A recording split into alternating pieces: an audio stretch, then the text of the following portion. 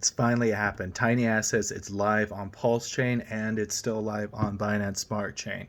Now, what is Tiny Assets? I begin try to think of the problems that it's really solving and when this all came about. So just recently when Silicon Valley Bank went under, you'll notice that all the stablecoins lost their peg.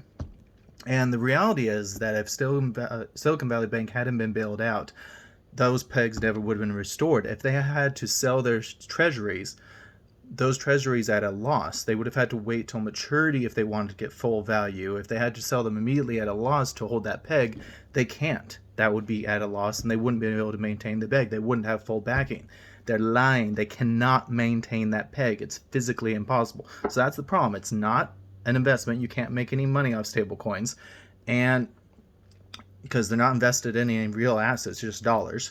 And they're promising you the maintaining of a peg that they can't actually promise. You just trust the banks. And why are we in crypto if we have to trust the banks? This is silly. So that's the problems that Tiny Assets is trying to solve. By instead, your currency should be backed by assets. And let's be real, let's not promise to maintain a peg that's impossible to maintain. And that doesn't mean that we won't maintain it in the long term, but in the short term, you shouldn't promise things to the market that are physically impossible to perform.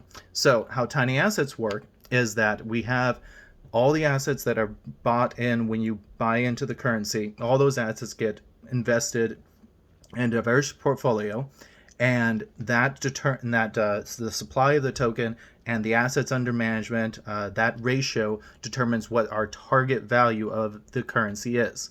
We allow that to fluctuate as the market decides.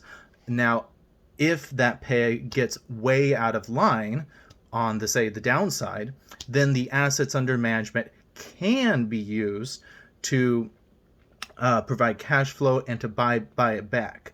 But by not guaranteeing the market that we're going to immediately liquidate and kill the golden goose, that's the problem. That we think of a profitable company, when their stock goes down, they may boost their dividend. They may, try to get costs down. They may do all these different things. But if they're a profitable company producing cash flow, they're not going to liquidate and kill the golden goose.